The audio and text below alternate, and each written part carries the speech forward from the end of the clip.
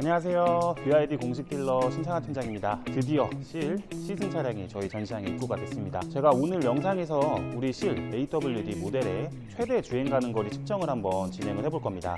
사실 실 차량이 지난주에 용인 스피드웨이에서 이제 트랙데이 행사를 하면서 많은 인플루언서 분들과 유튜버 분들께서 차량의 어떤 퍼포먼스라든지 주행 성능, 승차감 이런 부분들에 대해서는 많이 언급을 해주셨잖아요. 그래서 오늘은 제가 강원도 경포대까지 장거리 주행을 하면서 아마 이런 주행 가는 거리 측정하는 거는 실 같은 경우에는 제가 또 우리나라 최초로 영상을 올리지 않을까 싶은데, 아마 실제 예비 구매자분들께서 많이 궁금해 하실 부분 중에 하나일 거예요. 환경부 인증 기준 407km 인증 주행 가는 거리를 인증을 받았고 실제로 어느 정도 주행이 가능할 것인가, 이런 부분들에 대해서 체크를 한번 진행해 보겠습니다. 참고로 우리 BYD 실 같은 경우는 며칠 전에 산업통상자원부의 환경 친화적 자동차 도시 등재가 드디어 완료가 됐습니다. 그렇기 때문에 보조금 책정까지는 빠르면 2주, 늦으면 3주, 4주 정도 안에 보조금도 확정이 될 예정이고요. 보조금이 확정이 되면은 바로 출고가 가능하기 때문에 제 예상으로는 8월 중순 정도부터는 출고가 가능할 것으로 보이고요. 이미 1월부터 사전 예약을 진행해 주신 고객님들이 상당히 많이 계시기 때문에 빠른 출고를 원하시는 분들은 차량 순번도 문제지만 지역별로 보조금이 빨리 소진되는, 이미 소진이 다 되어가는 지자체도 많이 있기 때문에 고민하지 마시고 일단은 영상을 보신 다음에 저한테 연락을 주셔서 사전 예약 순번부터 먼저 받아 놓으시는 걸 추천해 드릴게요. 제가 정장을 입고 차량 운전을 하는 거는 저도 매우 불편하기 때문에 일단은 집에 들려서 간단하게 개인 정비하고 운전하기 편한 복장으로 환복한 뒤에 출발해 보도록 할게요. 네, 환복을 모두 마치고 이제 출발하려고 합니다. 편한 복장으로 좀 갈아입었고요. 차가 조금 더러워요. 왜냐면 지금 제가 타고 가는 시승차가 그 용인 스피드웨이 서킷에서 인플루언서랑 유튜버분들 초대해가지고 행사했잖아요. 그때 행사에 참가했던 차량이라 막 비 오고 이러면서 먼지 맞고 이래가지고 차량 외관이 좀 더러운데, 제가 오늘 고속도로에서 영상 촬영하고 하면 또 지나가시는 분들이 막 볼 거 아니에요. 근데 또 차가 더러우면 안 그래도 BYD 이미지 안 좋은데 더 안 좋아지니까 출발하기 전에 우리 자동 세차장 가가지고 외관이라도 대충 좀 닦고 출발하겠습니다. 오늘 시승 차량 컬러는 아틱블루라는 색상인데 실제로 한국에서 판매될 색상은 아니에요. 근데 너무 예쁩니다. BYD 코리아에서는 가능하면 이 아틱블루 컬러도 판매를 해줬으면 좋겠어요. 전기차 이미지랑 너무 잘 어울리는 색상이라. 지금 차량 다 와가는데 한번 보여드릴게요. 제가 집에 오면서 잠깐 충전을 물려놨는데, 와, 진짜 그냥 대충 보면은 약간 포르쉐 느낌도 나고 너무 예쁩니다. 아틱블루 색상. 판매를 안 한다는 게 너무 아쉽네요. 네, 그러면은 충전 빼고 출발해 보도록 하겠습니다.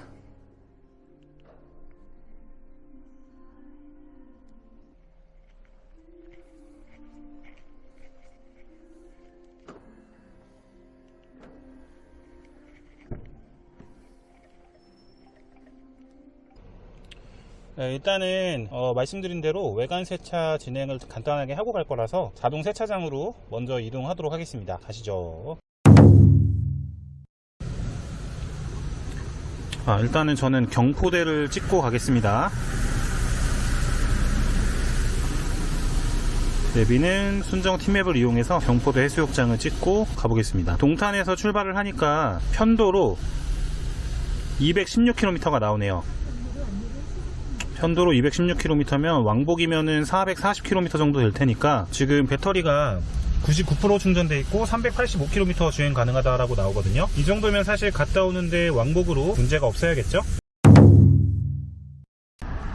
네, 오늘 날씨가 비가 오고 난 뒤라서 상당히 좋은데요. 우리 BYD 실 아틱블루 세차를 해놓고 보니까 진짜 예쁘죠? 근데 세차하니까 또 빗방울이 좀 떨어지는 것 같은데, 어쨌든 지금 배터리 상태는 99%, 주행 가는 거리는 한 380km 정도 뜨고 있는데, 우리 강원도 경포대 해수욕장까지 찍고 한 번에 돌아올 수 있는지 체크를 해보겠습니다. 현재 차량의 총 누적 주행 거리는 1367km고, 트랙 컴퓨터는 제가 완충하고 15km 정도 주행을 했는데, 트랙 컴퓨터 1번, 2번 모두 리셋을 한 뒤에 오늘 주행을 마치고 총 몇 킬로미터 주행을 했는지와 배터리 잔량이 몇 킬로 정도 남는지 체크를 해보겠습니다. 아니, 그런데 진짜 세차하면 비 오는 거는 국룰인가요? 진짜 더운 날씨에 힘들게 세차하고 나왔더니 또 빗방울 막 떨어지네.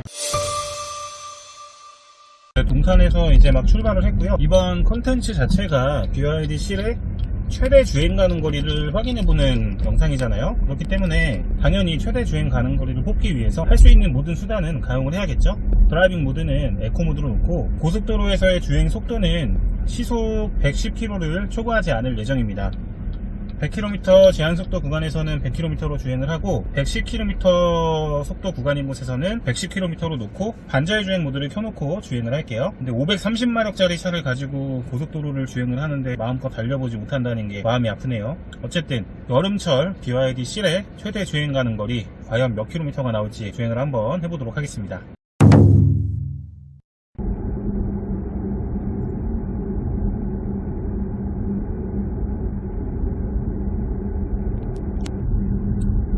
네, 지금 열심히 달려가고 있는데 지금 제 뒤에 요 파노라믹 글라스 루프 있잖아요. 근데 지금 저희 시승차가 아직은 썬팅이 안 된 상태거든요. 썬팅이 안 되어 있는 요 뒷유리랑 양쪽에 있는 유리랑 요 위에 루프를 한번 비교를 해보세요. BYD 실 같은 경우는 이제 최근에 출시된 모델 Y 주니퍼처럼 파노라믹 글라스 루프에 은도금 처리가 되어 있다고 합니다. 은도금 처리가 되어 있어서 열 투과율이 불과 14%밖에 되지 않는다고 해요. 그러니까 어떻게 보면은 좀 썬팅이 되어 있는 유리나 마찬가지인데 지금 여기 이렇게 태양 보이시죠? 해가 이렇게 지나가고 있는데 크게 이렇게 눈부시거나 그런 느낌은 아닙니다. 확실히 여기 썬팅 안 돼 있는 곳이랑 이렇게 비교를 해서 영상으로 보니까 확실히 좀 은도금 처리가 되어 있다는 말이 좀 이해가 되네요. 근데 조금 아쉬운 점은 썬팅한 것 마냥 이렇게 조금 어두워가지고 이렇게 오늘처럼 이렇게 날씨가 좋은 날에 하늘을 좀 보고 싶은데 너무 좀 약간 까맣게 보여서 그건 좀 아쉬운 것 같아요. 차라리 좀 일부 프리미엄 브랜드에서 사용하고 있는 버튼을 눌러서 이렇게 루프 색깔을 흐리게 하고 투명하게 하는 그런 옵션들이 있었으면 좀 좋았겠지만 BYD가 사실 그 정도의 어떤 프리미엄 브랜드는 아니니까 또 차량 가격대가 4천만원대에 구매할 수 있는 차량인데 이 정도는 이해할 수 있는 부분이라고 생각을 합니다. 파노라믹 글라스 루프는 순정 액세서리 파츠로 선쉐이드 덮개를 이렇게 끼울 수 있는 파츠로 나눠서 끼울 수 있는 액세서리가 나올 예정이라고 합니다. 참고 부탁드릴게요.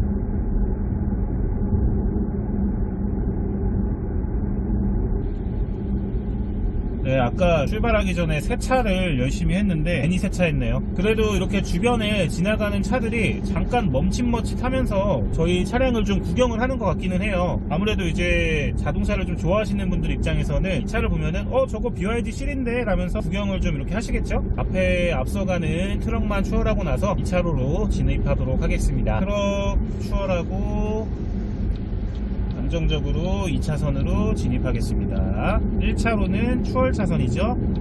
추월할 때만 사용해야 됩니다. 갑자기 비가 엄청나게 쏟아지고 있습니다. 비가 엄청나게 쏟아지니까 반자율 주행 기능이 지금 약간 좀 휘청휘청하고 있는 것 같아요. 전방 시야 확보가 제대로 되지 않아서 코너가 급한 지금 코너의 경우에는 약간 좀 이탈하려는 조짐을 보이고 있습니다. 지금까지는 잘 왔었거든요. 그 원주 쪽에 도달을 해서 만종 IC, 만종 JC 지나고 있습니다. 비가 좀 잦아드는 모습이죠.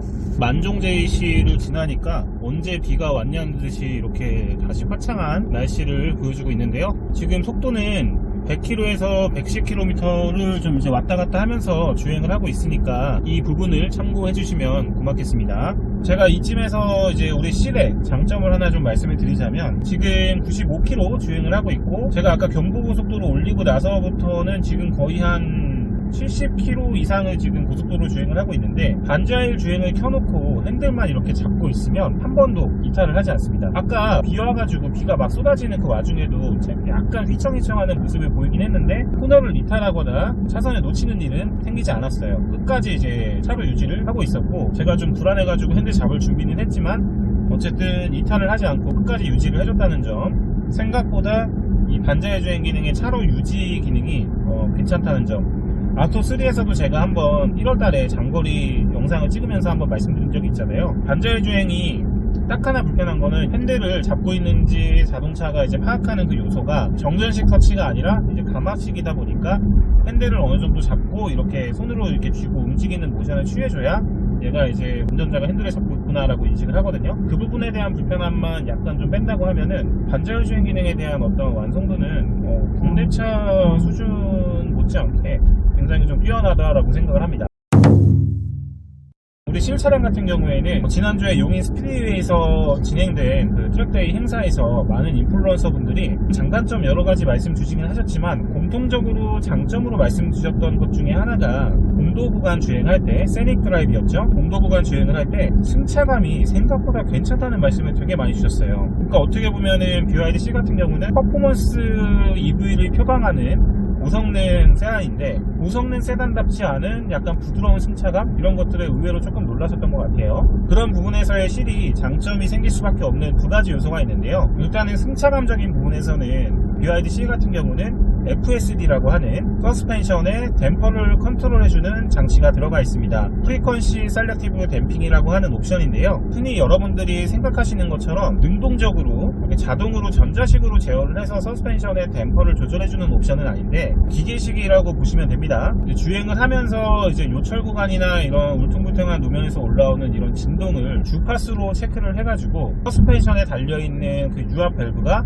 반능동형으로 서스펜션의 댐퍼를 컨트롤을 해주는 거예요. 기계식으로 작동을 하기 때문에 사실 전자식으로 작동하는 댐핑 컨트롤보다는 조금 저가형이라고 할 수 있지만 어찌됐든 저속에서는 서스펜션의 댐퍼를 좀 더 부드럽게 조절을 하고 고속의 환경이나 이렇게 급격하게 코너를 트는 환경 같은 경우에는 서스펜션의 댐퍼를 감쇄력을 단단하게 조절을 해서 주행하고 있는 도로의 상황에 맞게끔 댐핑 컨트롤을 해준다는 면에서 사실 4천만원대라는 전기차의 가격대를 봤을 때 사실 이 정도의 어떤 댐핑 컨트롤 옵션이 들어가 있다는 것도 그래도 꽤나 많이 신경을 쓴 모습이고 국내 전기차에서는 좀 찾아보기 힘든 옵션들이 아닌가라는 생각을 합니다. 또 한 가지는 아이텍이라고 하는 지능형 토크 제어 분배 시스템인데요. 아이텍 같은 경우는 인텔리전트 토크 어댑션 컨트롤의 약자입니다. 쉽게 말하면은 차량에 잘 부착되어 있는 센서가 차량의 주행 환경 이런 것들을 지속적으로 이제 모니터링을 하면서 필요할 때마다 내 바퀴에 전달되는 이 토크를 자동으로 이제 분배를 하면서 최적의 트랙션을 유지할 수 있도록 도와주는 기능입니다.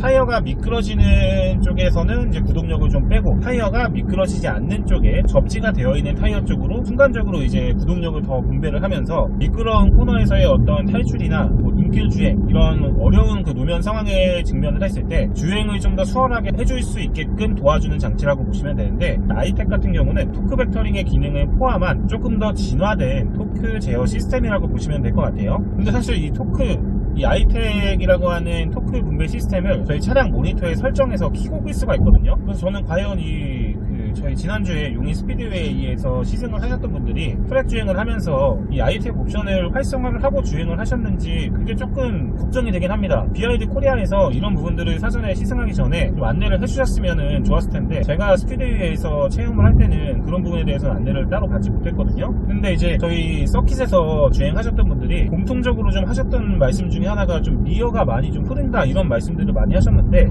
또 어떤 분들은 리어가 굉장히 잘 받쳐주는 것 같은 느낌이 든다 이런 말씀을 하셨단 말이에요. 그러니까 저는 혹시 이 아이텍의 활성화 유무에 따라서 트랙 주행 시 리어가 조금 더 밀리거나 받쳐준 게 아닐까 이런 생각이 좀 드네요. 어쨌든 이제 BYD 실 같은 경우에는 승차감을 좀 이렇게 향상시켜주고 주행 안전성을 조금 더 높일 수 있는 이런 장치가 두 개가 들어가 있어요. 아이텍과 FSD라고 하는 이 두 가지 옵션 잊지 말아주시고요.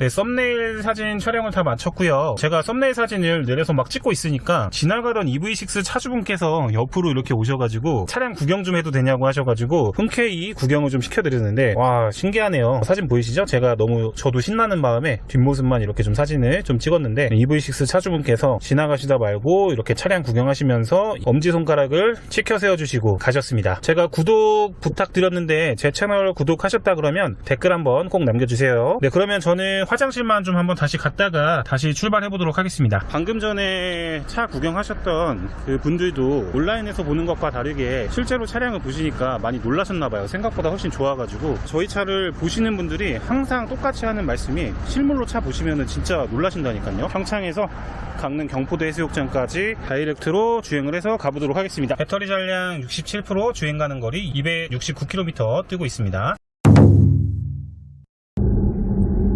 네, 여러분 드디어 강릉 IC에 진입을 하고 있습니다.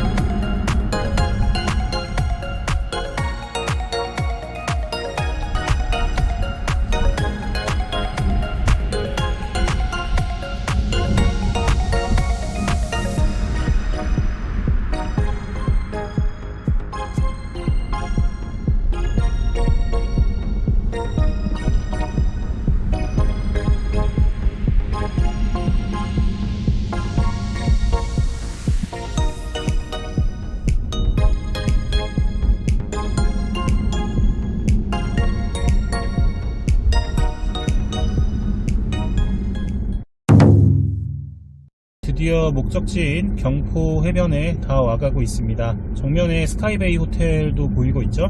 제가 지금 강릉 IC 들어와서 강릉 시내에서 운전을 하면서 또 이제 고속도로 구간에서 시내 구간으로 바뀌었잖아요. 시내 구간에서 운전을 하면서 또 느끼는 부분이 제가 아까 말씀드렸던 FSD 프리퀀시 셀렉티브 댐핑 컨트롤 옵션에 의해서 이 미세하게 이런 잔진동들에 대해서 이렇게 시내에서 울퉁불퉁한 구간들을 지날 때 굉장히 좀 부드럽다라는 느낌이 좀 많이 들고, 확실히 아토3 운전할 때랑은 좀 다릅니다. 저는 사실 아토3도 생각보다는 승차감이 나쁘지 않다라고 많이 느꼈었는데, 지금도 이런 과속방지턱 넘을 때도 굉장히 부드러워요. 여진이 이렇게 한두 번 정도 더 있다라고 이제 평가를 해주신 분들도 있으시긴 하신데, 근데 사실 이거는 정말 디테일하게 차량들을 살펴보는 그런 전문 리뷰어분들의 어떤 평가와는 우리 일반적인 우리 고객님들이 주행하면서 느끼는 일반인들의 시점에서 느낄 수 있는 그 평가랑 사실 좀 괴리감이 좀 있거든요. 지금 실 같은 경우는 굉장히 부드러워요. 굉장히 부드럽고 과속방지턱을 넘은 다음에 어떤 그 잔진동이 남는다라는 느낌도 사실 지금 제 기준에서는 크게 느껴지지 않습니다. 막 불쾌하거나 불편하거나 이런 느낌이 드는 건 전혀 아니거든요. 그래서 이 부분은 우리 예비 구매자분들께서 직접 차량을 이렇게 시승을 해보시고 느껴보셔야 될 것 같아요. 사람마다 이게 평가하는 기준이 다 다르기 때문에 어떤 사람한테는 이게 안 좋다라고 느낄 수 있어도 또 저 같은 사람한테는 또 굉장히 좋게 느껴질 수 있는 부분이거든요. 당연히 롤스로이스 타던 분이 저희 차 타면은 이거 승차감 왜 이래? 라고 얘기를 하시겠지만, 캐스퍼나 뭐 이런 모닝 같은 경차 타시던 분들이 C를 운전하시면 우와 승차감 왜 이렇게 좋아? 이런 말들이 자연스럽게 나오는 거죠. 그렇게 사람마다 느낄 수 있는 그런 범위나 평가 기준이 다 다르기 때문에 결국은 유튜버 분들이나 리뷰어들이 평가하는 그런 내용들은 여러분들이 참고만 해야지 절대적인 기준으로 삼으면 안 된다는 거예요. 부동산 다음 가는 제2의 재산으로 볼 수 있는 자동차 구매에 대한 이런 판단 여부는 어디까지나 여러분들이 운전을 해보고 몸으로 느껴보고 판단을 하셔야 된다는 겁니다. 네, 드디어 경포대 해변에 도착을 했고요. 지금 오랜만에 저도 바닷가에 왔는데 파도가 오늘은 진짜 엄청 잔잔하네요. 동해 바다가 파도가 이렇게 호수처럼 파도가 없이 이렇게 잔잔한 거는 처음 봅니다. 한번 보여드릴게요.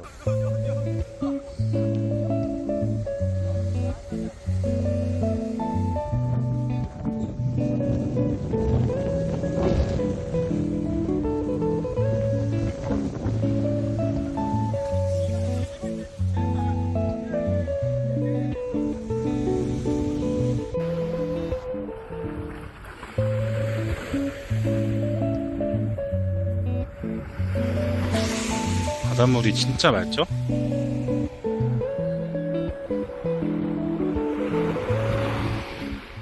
네, 그러면 저는 또 갈 길이 멀기 때문에 바닷가에서 더 이상 있지는 못할 것 같고요. 다시 또 출발해 보겠습니다. 돌아가면서 휴게소에서 밥을 먹도록 할게요. 최대한 시간 단축을 해야 되니까.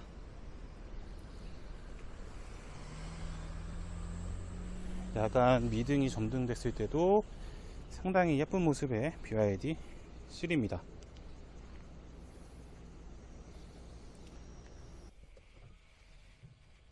시동을 걸고 출발해 보겠습니다.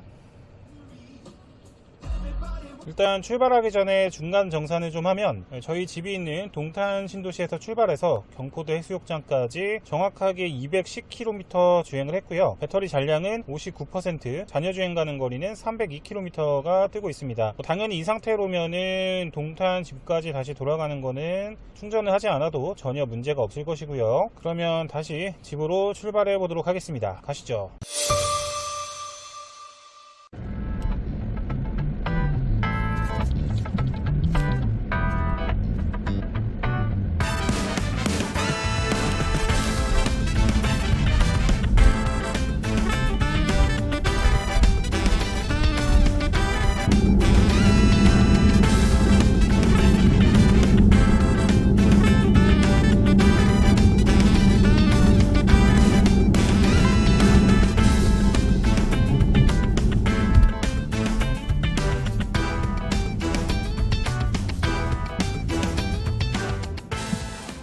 제가 아직 저녁을 못 먹어가지고 지금 강릉 대관령 휴게소에 들어왔는데, 여기서 간단하게 요기만 좀 때우고 다시 출발하도록 할게요.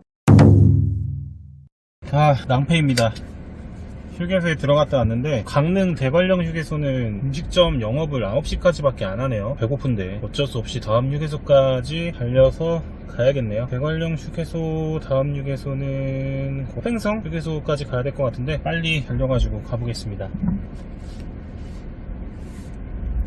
가면서 몇 가지 말씀을 좀 드리면, 제가 주행 중에 지금 여기 휴게소 들어오면서 이제 생각이 난 건데, 얼마 전에 이제 제 유튜브 영상을 보시고 실 영상을 보시고 어떤 고객님께서 문의를 주셨어요. 그래서 어떤 내용에 대해서 문의를 주셨냐면, 지금 제가 시승하고 있는 이 실 AWD 모델이 고성능 모델이잖아요. 출력이 마력으로 하면은 530마력이 넘고 390kW 정도 되는 아주 높은 출력을 내는 차량인데, 사실 이 정도 출력을 내는 차량인데 제한 속도가 시속 180km 정도의 이제 리밋이 걸려 있으니까 그거에 대해서 조금 이제 아쉬운 말씀을 좀 해주시더라고요. BYD-C 같은 경우에는 여러분들도 잘 아시다시피 이제 LFP 배터리를 사용을 하고 있잖아요. NCM 배터리 대비 확연히 에너지 밀도가 좀 떨어지고, 에너지 밀도가 떨어지는 관계로 또 이제 LFP 배터리 같은 경우에는 고시레이트를 사용하는, 그러니까 이제 속도를 많이 내면서 고속 주행을 계속하게 되면 배터리 소모량이 급격하게 많아지겠죠. 그리고 또 배터리 열화와 관련된 그런 리스크도 있기 때문에 배터리 특성상 배터리 수명과 배터리 보호를 위해서 제한 속도를 조금 더 낮게 리밋을 걸어두었다고 보시는 게 맞습니다. 물론 이제 고속을 즐기시는 분들한테는 조금 아쉬운 부분이 될 수도 있겠습니다만, 사실 대부분의 국가에서 고속도로 제한 속도는 시속 110km에서 130km 사이거든요. 대부분 고속도로가 100km에서 110km 정도의 제한 속도를 두고 있는데, 180km의 리밋이 걸려 있다고 해서 크게 이게 불편한 일인가 싶기는 합니다. 물론 가장 큰 니즈 중에 하나가 고속이라고 하시는 분들은 아쉽지만 실하고는 조금 안 맞으실 수도 있겠네요. 결론적으로 BYD 실의 180km 속도 리밋은 배터리의 특성상 배터리 수명과 배터리 보호를 위한 그런 이유가 가장 크다고 볼 수 있고요. 그리고 실 같은 경우에는 제가 앞서 서두에 말씀드리긴 했지만, 본격적인 퍼포먼스카, 그러니까 이제 아이오닉 5N이나 아이오닉 6N 같은 정말 트랙에서 주행을 해도 손색이 없는 정도의 트랙 주행용 서킷카라고 보기에는 조금 부족한 점들이 있어요. 실 AWD 같은 경우에는 그런 용도보다는 지금 이렇게 제가 운전을 하는 것처럼 장거리 주행을 조금 더 편안하고 쾌적하게 가속을 내면서 할 수 있는 GT카 성향이 강하다라고 보시면 됩니다. 제가 올해 근무했던 BMW의 차량들에 빗대어서 설명을 드리면, BMW의 우주명차 M340i가 있잖아요. 그리고 이제 M340i 바로 위에 퓨어 M이라고 할 수 있는 M3가 있고, 그러니까 M 퍼포먼스 카들이 있고 퓨어 M 차량들이 있는데, M 퍼포먼스 카들은 약간 데일리 성향이 짙은 데일리카의 GT카 성향이 강한 그런 차량들이라고 보시면 되고, 퓨어 M이라고 할 수 있는 M3, M4, M5, M6, M8 이런 차들이 트랙에서도 주행이 가능한 그런 퍼포먼스 카라고 볼 수 있죠. 우리 실 같은 경우는 GT카 성향이 좀 강하다라고 말씀을 드리면 조금 대답이 되실 것 같아요. 그런 측면에서 180km의 속도 리밋은 저로서도 좀 아쉬운 부분이 있지만, BYD가 이게 마냥 기술력이 부족해서 180km의 리밋을 걸어둔 것은 아니고요. BYD에서 판매하고 있는 서브 브랜드의 슈퍼카 브랜드 있죠? 양왕의 U9 차량 같은 경우는 최대 속도가 300km가 넘습니다. 물론 LFP 배터리를 사용을 하고 있고요. 지금 저는 평창 휴게소를 32km 남겨두고 영동고속도로 인천 방향 주행을 하고 있고요. 야간 촬영을 할 때는 화질이 좀 많이 떨어집니다. 근데 어차피 지금 제 영상의 취지가 뭐 고화질이 중요한 것은 아니니까 이런 부분은 좀 정중하게 양해 말씀을 드릴게요. 그럼 좀 이따 만나요. 안녕. 네, 아까 강릉 대관령 휴게소가 문을 닫아버려가지고 30여 킬로를 더 달려서 평창 휴게소에 도착을 했습니다. 여기서 간단하게 요기하고 재출발하도록 할게요.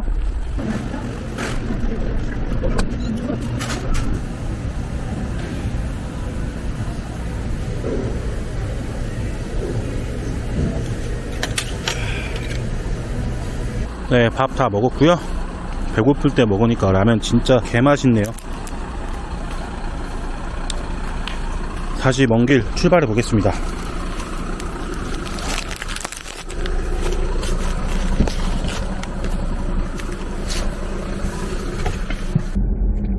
지금 휴게소에서 고속도로로 합류를 하고 있는데 하이빔 어시스턴스 기능이 실내에 포함이 되어 있거든요. 그래서 길이 어두우니까 자동으로 상향등이 켜지고 꺼졌다 하는 하이빔 어시스턴스 기능이 작동을 하고 있습니다. 실 같은 경우에는 풀 LED 램프가 장착이 되어 있죠. 야간 시인성도 영상에서 보시는 것처럼 굉장히 좋은 편이에요. 여러분, 지금 목적지까지 41km를 남겨두고 있고요. 현재 배터리 잔량은 23%, 주행 가는 거리 132km를 마크하고 있습니다. 누적 주행 거리는 380km를 지금 찍고 있는데 시속 110km에 맞춰서 반자율 주행 기능을 계속 틀어놓고 주행을 하고 있고요. 제가 살짝 고민이 되는 것이 구독자분들이 좀 궁금하신 부분이 배터리를 정말 거의 다 썼을 때 계측되는 주행 거리가 어느 정도 되는지가 궁금하신 거잖아요. 저도 빨리 들어가서 좀 쉬고 싶긴 한데 이제 피곤해져가지고 조금만 더 힘내가지고 주행을 저희 회사 전시장이 있는 쪽까지 계속 뺑뺑이를 돌면서 배터리를 최대한 다 써보고 실제 누적 주행 거리가 몇 킬로미터가 찍히는지까지 확인을 해보고 테스트를 마무리하도록 하겠습니다. 어차피 내일 제가 연차를 내가지고 쉬는 날이라 늦게 들어가더라도 내일 낮에 좀 자면 되거든요. 그러면 경로를 좀 수정해가지고 주행을 좀 더 해보도록 하겠습니다. 당장 6시간이 넘는 주행 끝에 드디어 저희 수원에 있는 저희 전시장 근처에 도착을 했습니다. 네, 저희 전시장 건물에 도착을 했고요. 이 시승차는 원래 서비스센터 쪽으로 들어가서 보관을 해야 되는데 아쉽게도 11시가 넘으면 서비스센터 셔터가 내려가기 때문에 차량을 넣을 수가 없습니다. 그래서 고객 주차장에 있는 급속 충전기에서 충전을 하도록 하고 집에 갔다가 내일 오전에 다시 차량을 반납하는 그런 스케줄로 봐야 될 것 같아요. 지금 배터리 잔량이 10% 이하로 떨어지게 되니까 지금 계기판에 즉시 충전하라는 이제 경고등이 계속 점등이 되고 있습니다. 밤 12시가 넘어서 회사 주차장에 들어오는 건 또 처음인데 불을 다 꺼놔가지고 되게 으스스하네요. 충전기로 가보겠습니다. 와, 정말 피곤하네요. 네, 드디어 도착했습니다.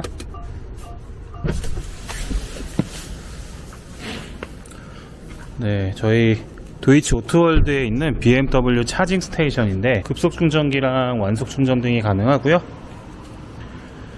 네, 우리 BYD 실 다이렉트로 거의 500km가 조금 안 되는 거리를 주행을 했습니다. 오늘 6시간 동안. 일단 자동차도 너무 고생 많았고 저도 고생이 많았네요. 그럼 일단은 마일리지 체크 한번 먼저 해보겠습니다. 도착 시점에서 배터리 잔량은 10%가 정확하게 남아 있고요. 주행 가는 거리는 47km로 표시가 되고 있습니다. 누적 적상 거리는 트립 컴퓨터상 445.5km를 마크하고 있고요. 47km 주행 가는 거리가 남았으니까 47km와 445km 누적 주행 거리를 합치면 493km 정도가 주행이 가능한 걸로 계산이 됩니다만 제 생각에는 발 컨트롤에 따라서 실제로 500km 주행을 하는 것도 충분히 가능할 거다라고 생각이 드네요.